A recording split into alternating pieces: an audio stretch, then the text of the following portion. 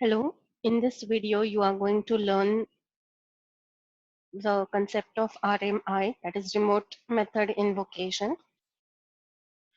So what basically RMI is, it is an API that provides a mechanism to create distributed applications in Java. It acts as an interface between a client and a server.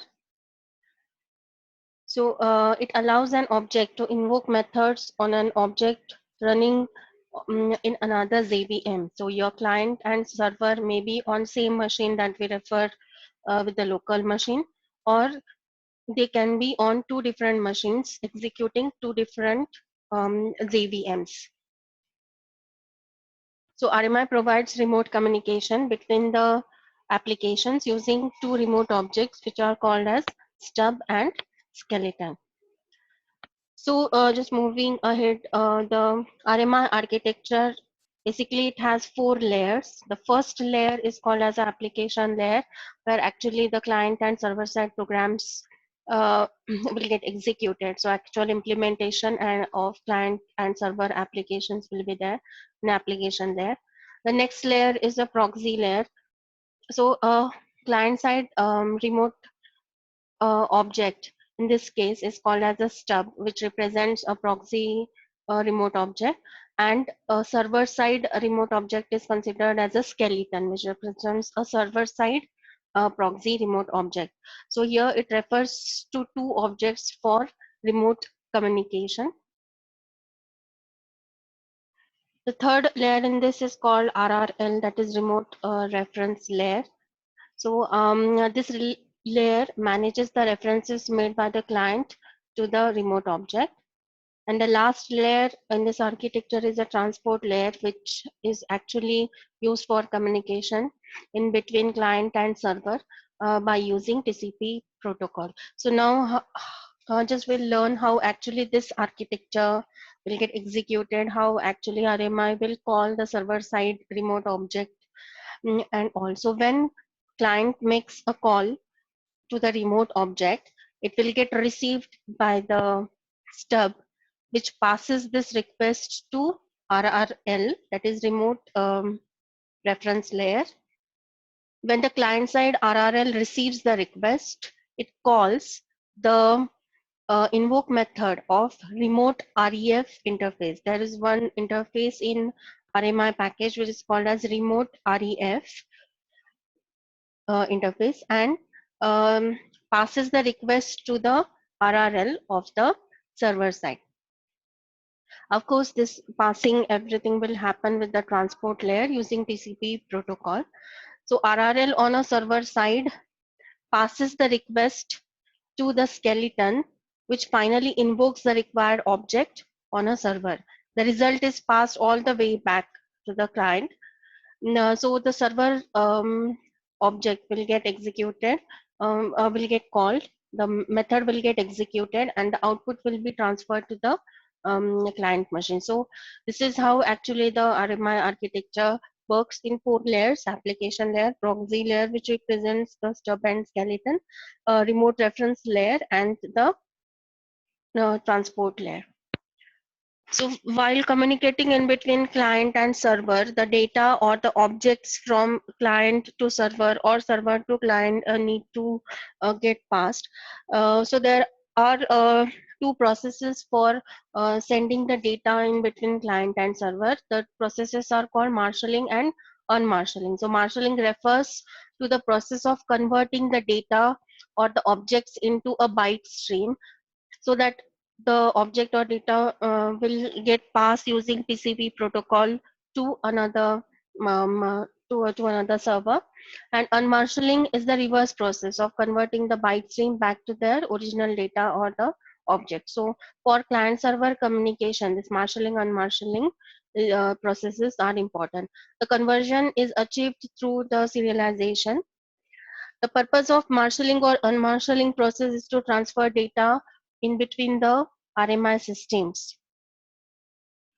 So how it will work? So in distributed environment, while sending the object from client to server side, the object is marshaled on stub side, and it will get sent across the network. And on skeleton side, It's unmarshaled, that is given to server for necessary processing. The server will do the processing, and once the processing is done by the server, the response object is marshaled by the skeleton, which is a server side remote object, sent across the network to the client, and hence to stub and again unmarshaled and given to the client. So this is what actually the marshalling and unmarshalling process works. The next important concept in RMI is called RMI registry. So what is RMI registry? It is a namespace.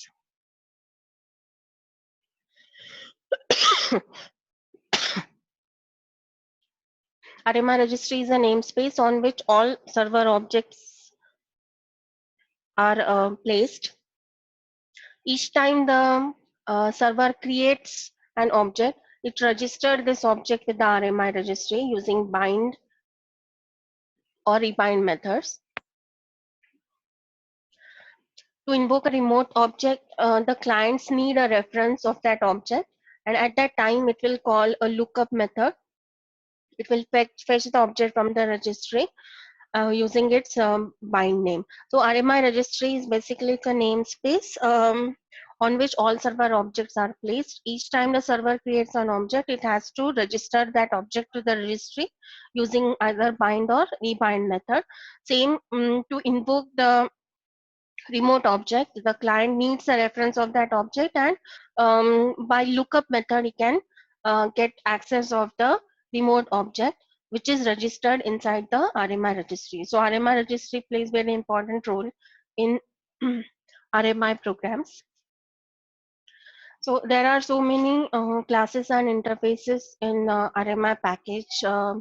Just we'll see right now only the naming class, which is there in RMI package. What a naming class, it is used to interact basically with the registry. It contains methods that can be used to add objects to registry or to remove the object from the registry. So the general form of naming is public final class naming. It extends the class which is called as a object. So as this object is a super class of all the Java classes, so naming extends object and it is a final class. So once a remote object is registered or bound with the RMI registry, callers on a remote host can look up the remote object by its name, obtain its reference, and then invoke remote methods on that particular object. So there are some methods inside a naming class that we use to register the object to the RMI registry. So the first method is bind, public static void bind string URL and remote object. So this method throws already bound exception, remote exception, and unknown host exception. So what this bind method will do is it will bind the remote object to this particular string URL. So this string name basically. So it is used to register an object with the specified registry. URL string contains URL to registry server, and object contains references to an object which should get registered. Then the second method is public static void rebind. The problem with the bind method is once the object is registered and if you do any modification in that, then you can't re-register the object using bind method. So alternative for that is called a rebind. So it will replace an object that is already bound with registry with the new object. So you can use rebind and it will throw remote exception and unknown host exception. The parameters that you need to pass is same like the bind method. Now in this case, this URL, it can be a simple name. If you are running a server on a same machine, that a local machine, that your client and server is on a same machine, but if the server is somewhere else, you have to pass this name with the IP address of the server. So you have to follow the URL and slash, and then you have to give the string name for this particular object. So that object will get bind into the RMI registry with this name. So whenever you want to refer this object, you have to access it by using this name. Then unbind method is there, that which will remove the object reference from the registry. You have to pass the same the name and the object and all, so it will unbind that object from the registry. Then there is one more method which is called a list. If you want to find out the um, uh, if you want to give a query to a registry for list of remote objects that are bound to the registry, you can use this. It will return the array of the strings, and these are nothing but the names of the objects which are registered in the RMI registry.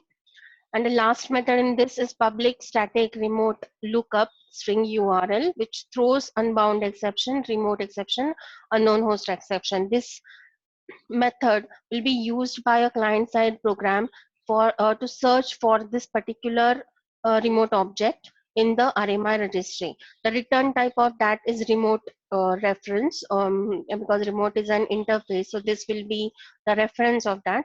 And all these methods of a naming class are static, so you don't need to create the object of the class. Directly you can access these methods by saying naming dot then bind, rebind, or lookup, like that.